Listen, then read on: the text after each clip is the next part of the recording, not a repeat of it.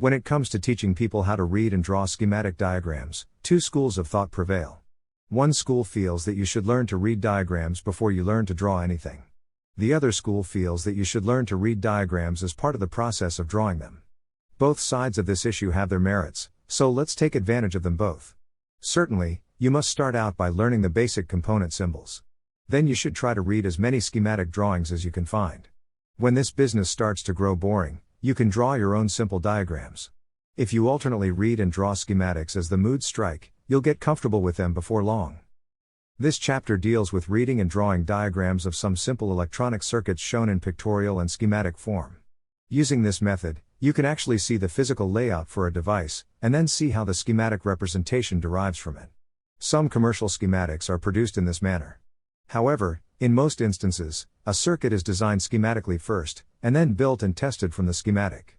If a circuit is experimental, some bugs will exist in the prototype, necessitating various component deletions, substitutions, or modifications. When these changes are made to the test circuit, the results are noted, and the schematic is changed accordingly. In the end, the finished and corrected schematic is a product of design theory, actual testing, and modification. This shows a simple circuit that everyone has used at one time or another. Basically, it's a flashlight with the external case and the on/off switch removed. The device consists of a single electrochemical cell and an electric light bulb. This pictorial representation also shows the conductors, which attach to the light bulb and the battery. The conductors provide a current path between the battery and the light bulb. Follow the flow. In this circuit, electrons travel from the negative terminal of the cell through the bulb element and back to the positive terminal of the cell, leapfrogging from atom to atom in the metal wire and the bulb filament. That's how most electricians and engineers look at this situation. But theoretical current or conventional current tells us that the current actually goes from the positive cell pole to the negative cell pole. In order to draw a schematic diagram of this flashlight, you need to know three schematic symbols. These represent the electrochemical cell, the conductors, and the bulb, as shown. Once you know the symbols, you can assemble them in a logical manner based on the appearance of the circuit in the pictorial drawing. Start by drawing the cell symbol. You can think of the cell as the heart of the circuit because it supplies all of the power for the device, it pumps the electrons through everything. Next comes the symbol for the light bulb, which you can draw at any point near the cell. Using this example, you should try to make the schematic symbols fall in line with the way the pictorial diagram appears. This layout places the light bulb above the cell. Now that you've drawn the two major symbols, you can use the conductor symbols, plain straight and solid black lines, to hook them together. Notice that the pictorial drawing shows two conductors. Therefore, the schematic diagram also has two conductors. This is by no means the only way that you can represent this simple circuit in schematic form.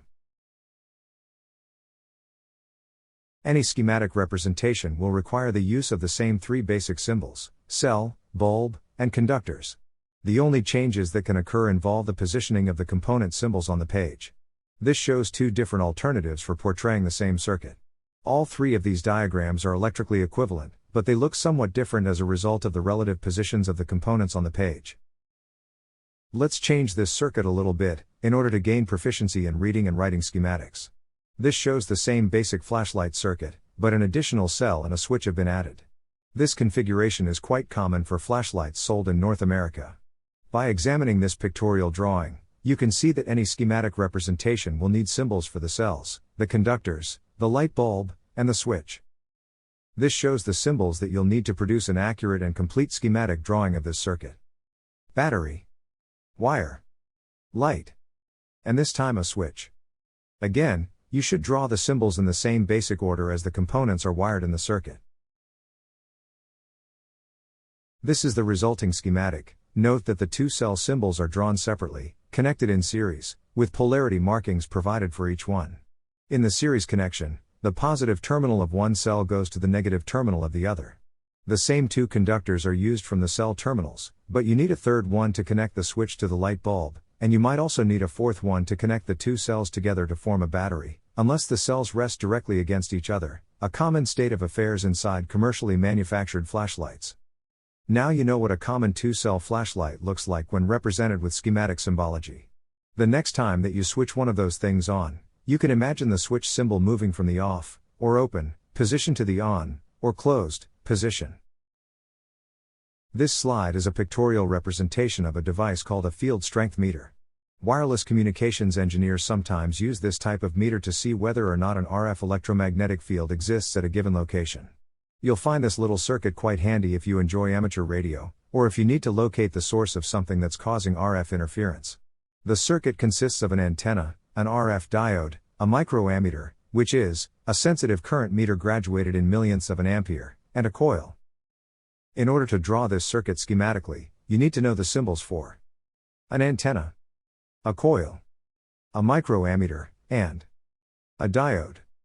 Using the same method as before, you can draw the schematic by connecting the symbols in the same geometric sequence as the components they represent appear in the circuit. A schematic of the field strength meter shown before pictorially is drawn here, involving nothing more than substitution of the schematic symbols for the pictorial symbols. As before, the parts need not be physically placed in the same positions as the schematic diagram suggests, but they must be interconnected precisely as indicated in the schematic. When you build a circuit from a schematic diagram that you trust, you should double-check and triple-check your actual component interconnections to make sure that they agree with the schematic. If you try to build the circuit shown and make a mistake in the wiring connections, you cannot expect it to work. In more sophisticated devices and systems, wiring mistakes can cause component damage, and once in a while, give rise to dangerous situations. In this circuit, an electromagnetic field induces a radio frequency current in the antenna and coil. That current is high-frequency AC. The diode rectifies the AC wave by chopping off either the positive half or the negative half of every cycle, depending on the diode's polarity, to produce pulsating DC like the output of a simple rectifier. The microammeter registers this current. As the strength of the electromagnetic field increases, the current increases, and the meter reading goes up. Now let's look at something that's a little more complicated. This is a schematic diagram of a power supply that produces pure, battery-like DC from utility AC. As you read this diagram from left to right, you'll see that a power plug goes to the transformer primary winding through a fuse. At the top of the transformer secondary winding, a rectifier diode is connected in series. Following the diode, an electrolytic capacitor, note the polarity sign, is connected between the output of the rectifier and the bottom of the transformer secondary. A fixed resistor is connected in parallel with the capacitor. The DC output appears at the extreme right.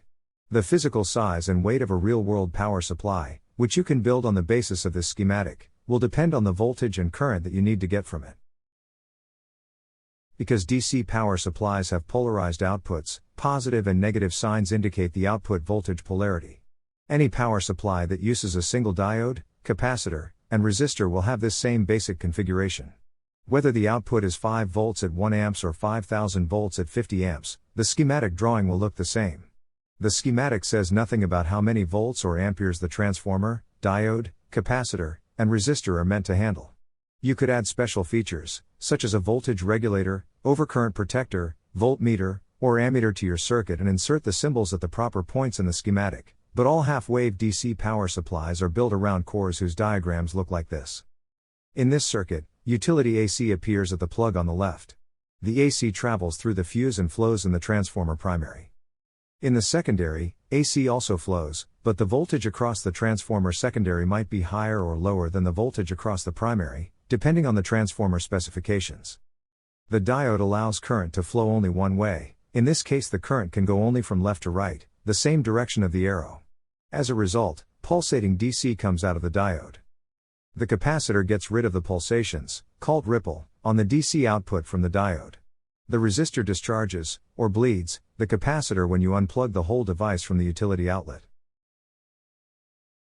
In this schematic, which is the same circuit as the previous one shown, however, in this case, each component has an alphabetic numeric designation. Now you can see that this power supply uses a transformer with a primary winding rated at 125 volts and a secondary winding that yields 12 volts. The circuit has a diode rated at 50 peak inverse volts, PIV, and a forward current of 1 amps. A 100 microfarad, 50 volts capacitor, and a 10,000 ohm, 1 watt carbon resistor. The fuse is rated at 0.5 amps and 125 volts. The letters that identify each component are more or less standard. Notice that each letter is followed by the number 1. The designation T1, for instance, indicates that the component is a transformer and that it's the first such component referenced. If this circuit had two transformers, then one of them would bear the label T1 and the other one would bear the label T2. The numbers reference the position or order on the components list. They serve no other purpose. The diode carries the reference designator D1, with D serving as the standard abbreviation for most diodes. Standardization is not universal, though. In some instances, the diode might bear the label SR1, where the letters SR stand for silicon rectifier. Some Zener diodes are labeled as ZD1, ZD2, and so on. This labeling makes little difference as long as you write the component designations next to the corresponding symbols. If you replace the designation D1 with SR1, your readers would still know that the abbreviation went with the symbol for the diode, as long as you made sure to put the abbreviation close enough to the symbol. In this situation, you don't have to include a number next to each component designation because only one of each component is used to make up the entire schematic. You could simply write P for the plug, F for the fuse, T for the transformer, D for the diode, C for the capacitor, and R for the resistor. Or, if you had confidence that your readers knew all the symbols, you could leave out designators altogether. Nevertheless, standard diagramming practice requires that you always include a letter and a number, even if only one of a certain component type exists in the whole circuit. In complicated electronic systems, several hundred components of the same type, resistors, for example, might exist, many of which come from the same family. For instance, if you see the designation R101, then you know that the system contains at least 101 resistors. If you want to know the type and value of resistor R101, you will have to look up R101 in the components list to find its specifications. You can use this schematic to build a power supply with a peak output of about 18 volts DC. But before each component was referenced, the schematic had no practical use. Table 1 shows the standard letter designations for most types of electronic components that you'll encounter in schematic diagrams. Some of these designations can vary in real-world documentation, depending upon the idiosyncrasies of the person making the drawing or designing the circuit. You should find it easy to memorize the information in Table 1 because most of the designations merely comprise the first letters of the component names. If the component has a complex name, such as silicon-controlled rectifier, the first letters from each of the three words is used, so you get SCR1. A resistor is designated by R, a capacitor by C, a fuse by F, and so on. Conflicts do arise, of course. If you want to designate a relay, you need to use some letter other than R because R indicates a resistor. The same thing happens if you want to label a crystal. You can't use C because that letter refers to a capacitor. Look through Table 1 from time to time as you read and draw schematic diagrams, and eventually you'll absorb all the information in there. The circuit in this slide has a full-wave bridge rectifier along with a better ripple filter than the simple capacitor used in the previous power supply. The inductor, L1, is a filter choke, which, along with capacitor C1, does an excellent job of smoothing out the DC so it resembles what comes from a 12-volt battery, pure DC with no ripple. This schematic shows a voltage doubler power supply. The two capacitors, C1 and C2, charge up from the full transformer secondary output after the current goes through diodes D1 and D2. Because the two capacitors are connected in series, they act like two batteries in series, giving you twice the voltage. But there's a catch. A voltage doubler power supply works well only at low current levels. If you try to draw too much current from one of these power supplies, you'll draw down the capacitors and the voltage will decrease. In the previous slide, and this slide. I'm pasting in the previous slide in the upper part of the slide for comparison. The letter designations are the same for each component type, but the numbers advance, one by one, up to the total number of units. So, for example, in the top circuit you see diodes D1 through D5, because the circuit contains 5 diodes. The Zener diode to the right of R1 has the letter D just like the rectifier diodes have, but you can tell it's a Zener diode because of the bent line in the symbol. All the other components have only one of each type. In the lower circuit, you see 2 diodes, 2 capacitors, and 2 resistors, so the numbers for D, C, and R go up to 2. The transformer is all alone, so you see only the number 1 following the letter T. Even though multiple components might all have the same value, 820 ohms, for example, or 50 microfarads, they must nevertheless get separate numerical designations when 2 or more of them exist in a single circuit. Schematics don't reveal every physical detail of a device, the way a photograph or detailed pictorial would do. Schematics depict schemes, that's all. The schematic diagram for a device allows engineers and technicians to make the correct electrical connections when putting it together, and to locate the various components when testing, adjusting, debugging, or troubleshooting it. If you find all this talk overly philosophical, maybe a real-world example will clear things up. Remember that solid lines in schematic drawings represent conductors. However, a conductor doesn't have to be a length of wire. It might be part of a component lead, or perhaps a foil run on a printed circuit board, the latter-day equivalent of a connecting wire. Whether or not a separate length of wire is needed to interconnect two components will depend on how close together those components are in the physical layout. Examine this simple schematic. The circuit contains 3 resistors, all of which go together in a parallel arrangement. Taking the schematic literally, a conductor connects the left-hand side of R1 to the left-hand side of R2. Another conductor goes between the left-hand side of R2 and the left-hand side of R3. 2 other conductors connect the right-hand sides of the components. In practice, the connections might be made with wires attached to the resistor leads, but if the components are close enough together, the leads themselves can form the interconnections. Naturally, if you want to follow good engineering principles, you'll want to make all of your electronic circuits as compact and dependable as possible by using a minimum amount of point-to-point wiring and trying to make the component leads serve for interconnection purposes whenever you can. Of course, in the above example, if the 3 resistors had to go in different parts of the circuit separated by some physical distance, then you would need to use interconnecting conductors between them. However, as you design the physical layout of a circuit, you should try to minimize the overall length, that is, the total length, of all the interconnecting wires or foil runs combined. Engineers and technicians use schematic diagrams to create electronic devices, but these diagrams can also prove invaluable for troubleshooting equipment when problems develop. Knowing how to read schematic diagrams, however, is not enough. You also need to know what tasks the various components actually perform, as well as how the diverse circuits work together in a complete system. No matter how proficient you might get at electronics troubleshooting, seemingly simple repair jobs can explode into major headaches without complete, accurate, and clear schematic representations of the hardware. Remember, schematic diagrams clarify circuits. They present the circuit elements in a logical and easy to understand manner.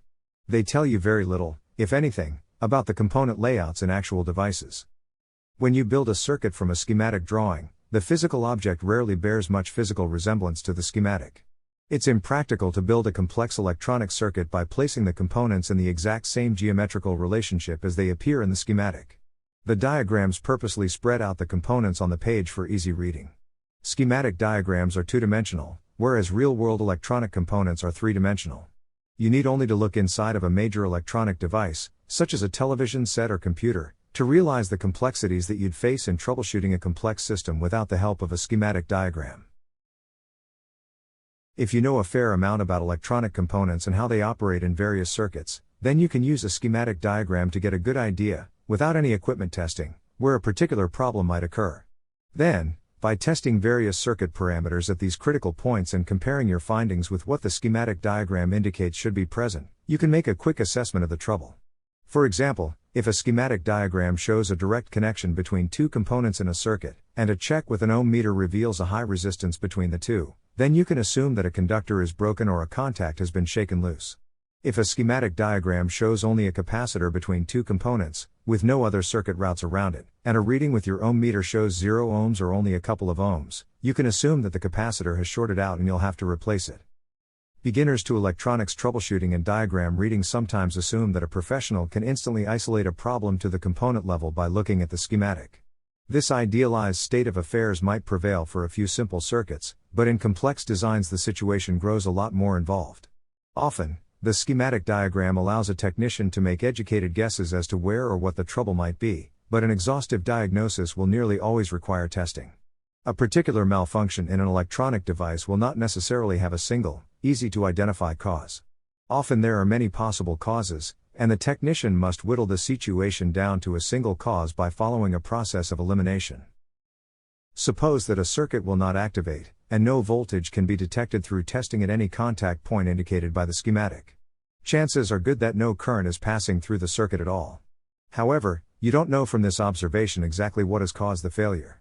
Has one of the components in the power supply become defective? Has the line cord been accidentally pulled from the wall outlet? Has a conductor broken between the output of the power supply and the input to the electronic device? Has the fuse blown? In a scenario of this sort, you will almost certainly want to consult the schematic diagram as you go through all of the standard test procedures. You might wish to find the contact point that serves as the power supply output, indicated on the schematic. If you test the voltage at this point and it appears normal, then you can assume that the problem lies somewhere further along in the circuit.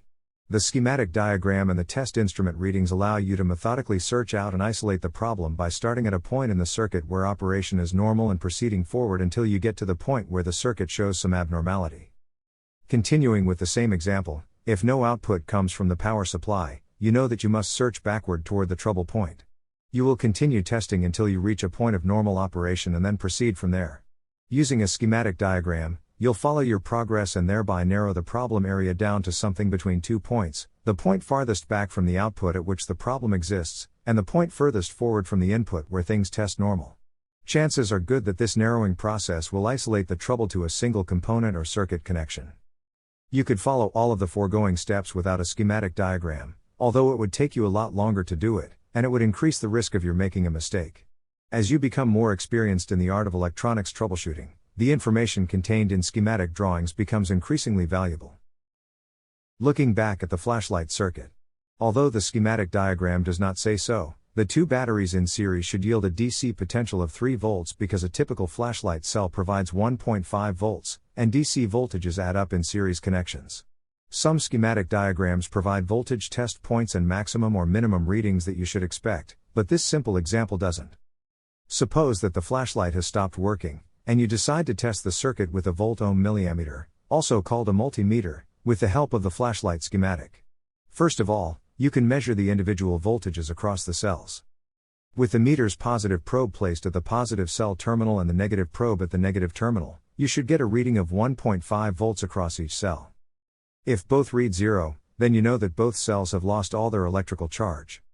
If one cell reads normal and the other one reads 0, then in theory you should only have to replace the one that reads 0.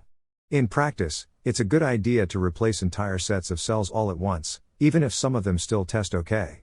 If both cells read normal, then you can test the voltage across the bulb. Here, you should expect a reading of 3 volts under normal operation with the switch closed. If you do indeed observe 3 volts here, then you can diagnose the problem by looking at the schematic. The bulb must have burned out. The schematic shows you that current must go through the light bulb if the bulb can conduct, so it must light up. If voltage is available at the base of the light bulb, then current will flow through the element unless it is opened up. But of course, if the bulb filament has broken apart, no current can flow through the bulb, so it won't light up. In fact, with a burned out bulb, no current will flow anywhere at all in the circuit. On the other hand, let's say that you get a normal reading at the batteries, but no reading whatsoever at the light bulb. Obviously, a break must exist in the circuit between these two circuit points. 3 conductors are involved here. One between the negative terminal of the battery and one side of the bulb. Another between the positive battery terminal and the switch.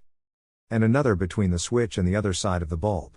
Obviously, one of the conductors has broken, or a contact has been lost where the conductor attaches to the battery, or maybe the switch is defective. While you keep an eye on the schematic, you can test for a defective switch. By placing the negative meter probe on the negative battery terminal and the positive probe on the input to the switch. If you see a normal voltage reading, then the switch must be defective. If you still get no voltage reading, then one of the conductors has come loose or broken. Admittedly, the scenario just described presents only a basic example of troubleshooting using a schematic diagram, almost as simple as things can get. But imagine that the flashlight circuit is highly complex, one you know nothing about. Then the schematic diagram becomes an invaluable aid and a necessary adjunct to the standard test procedures with the VOM. This same basic test procedure will be used over and over again when testing highly complex electronic circuits of a similar nature. In most instances, no matter how complicated the circuit design looks, it's actually a combination of many simple circuits. But if you have to do a comprehensive troubleshooting operation, you might have to test each and every one of those circuits individually. Here is a diagram for a somewhat more complicated, real-world electronic circuit presented in a form intended to assist a troubleshooting technician. The circuit has a single, NPN, bipolar transistor along with some resistors and capacitors. Note that test points, abbreviated TP, exist at 3 different locations. TP1 at the emitter of the transistor, TP2 at the base of the transistor, and TP3 at the collector of the transistor. If you need to troubleshoot this circuit, which happens to be a low-power amplifier of the sort you might find in a vintage radio receiver or hi-fi set, you'll connect your volt-ohm meter between chassis ground and each one of these 3 points in turn. You'll carefully note the meter readings and compare them with known normal values. This circuit receives a weak input AC signal, such as the output of an ultrasonic pickup, and boosts it so that it can drive a device that consumes significant power, such as a switching circuit. The general signal flow goes from left to right. The original AC signal enters at the input terminals, passes through capacitor C2, and reaches the base, the left-hand electrode, of transistor Q1. The base acts as an adjustable current valve that causes large current fluctuations through Q1 as the electrons flow from ground through R1 to the emitter, the bottom electrode, then onward to the collector, the top electrode, and out through R4 to the positive power supply terminal. Capacitors C2 and C3 allow the AC signals to pass, while blocking DC from the power supply, so that the DC won't upset the operation of external circuits. Capacitor C1 keeps the transistor's emitter at a constant DC voltage while allowing the input signal to enter unimpeded. The resistors R2 and R3 have values carefully chosen to place precisely the right DC voltage, called bias, on the base of Q1, ensuring that the transistor will work as well as it possibly can in this application. In many electronic circuits, actual voltages can deviate from design values by up to 20%. If this information is important, you'll usually find the error range at the bottom of the schematic drawing, or in the accompanying literature. If the readings obtained are within this known error range, called the component tolerance, then you can tentatively assume that this part of the circuit is working properly. However, if the readings obtained are 0 or well outside of the tolerance range, then you have pretty good reason to suspect a problem with the associated circuit portion, or possibly with other circuits that feed it. Many schematic drawings that accompany electronic equipment, especially projects that you build from a kit containing individual components, include information that aids not only in troubleshooting, but also in the initial testing and alignment procedures that you must follow as soon as you've completed the physical assembly process. As a further aid, the literature might include pictorial diagrams that show you where each part belongs on the circuit board or chassis. That way, you can follow the circuit not only according to its electrical details, but along the physical pathways as they actually look. According to standard schematic drawing practice, every component should bear a unique alphabetic numeric label to designate it, as you see here. However, a few alternative labeling forms are also acceptable. This shows the same circuit as the previous one, but the parts list has been eliminated and the diagram contains no alphabetic numeric designations. Instead, the components are identified only by their schematic symbols along with value designations or industry standard part designations. Using this example shown, we know that the transistor is a 2N2222 type, and that the resistors have values of 470 ohms, 33,000 ohms, 330,000 ohms, and 680 ohms. The input capacitor has a value of 0.01 microfarads and the output capacitor has a value of 0.1 microfarads. The emitter capacitor, which goes across the 470 ohm resistor, has a value of 4.7 microfarads. In situations like this one, you'll usually see a statement at the bottom of a schematic diagram that includes information about the units for the value designations. Such a statement might read all capacitors are rated in microfarads. All resistances are given in ohms, where K equals 1000 and M equals 1 million. Once in a while, you'll encounter a hybrid drawing that consists of a block diagram and a schematic diagram combined. Which works well when you want to highlight and explain a particular circuit, and to clarify its relationship to other circuits in a system. The detailed schematic portion of this circuit shows a buffer amplifier of the sort you'll find in a radio transmitter. An oscillator, which precedes the buffer, and an amplifier, which follows the buffer, are represented as blocks with labels inside. This diagram serves two purposes. First, as you read the schematic portion, you can study the actual component makeup of the buffer circuit. Second, you get a good idea as to the buffer's place in the overall system relative to the other circuits. The block schematic representation here clearly shows you that the buffer receives its input from a crystal-controlled oscillator, and also that the buffer sends its output to an amplifier. Another schematic diagram and block diagram combination might describe another portion of this same device, which you might recognize as a simple radio transmitter. Here is another schematic block hybrid diagram in which the oscillator is portrayed in schematic detail, but the buffer and the amplifier are represented only as blocks. This figure tells you that the oscillator output goes to the buffer, which then sends the signal along to the amplifier. The only new information obtained here is contained in the schematic representation of the oscillator. If you look at these two schematic block hybrids together, however, you can picture in your mind a diagram in which all of the system's detail is included up to the point where the signal enters the amplifier. The oscillator portion of the bottom figure also tells you that the oscillator is designed to generate Morse code signals because it contains a telegraph key. Now let's shift gears and recall the block diagram of the AC to DC converter that you saw before. This shows the schematic representation of that device. As you compare the two diagrams, note that in this schematic, all of the actual components are shown, rather than merely portraying the stages as labeled blocks, at B. This is a more comprehensive diagram that shows how the block diagram of this same device relates to the schematic diagram, while revealing all of the details originally present in both diagrams. To briefly explain the AC to DC converter circuit, more commonly called a power supply, the input electricity enters at the extreme left-hand end of all versions of the diagram. The AC goes to the transformer to set up the proper ratio for conversion to DC. The four diodes in the diamond configuration constitute the rectifier, which converts the AC to pulsating DC, making use of both halves of the cycle. The final stage, the ripple filter, acts to smooth out the pulsations in the DC after the conversion. The smoothed out or pure DC then goes along to the output terminals at the right-hand end, where it appears as a voltage just like the electricity that you'd find at the terminals of a 12-volt battery. This chapter has provided a brief sampling of simple electronic circuits, showing how you can read diagrams to learn how circuits are put together, or draw diagrams on the basis of known circuit details. Click on Show More to reveal more options. If you use batteries, you're going to want to hear this, because there's a new dead simple trick that anyone can use to bring nearly any type of dead battery back to life again.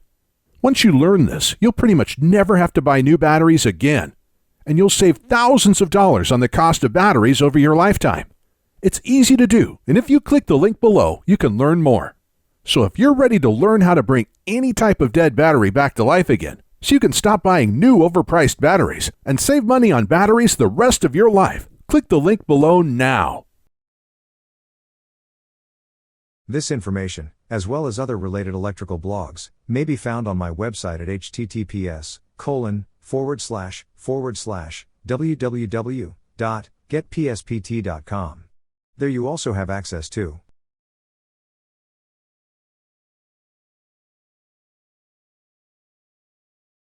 my courses, which are continuously being added to, and at the present time include the following.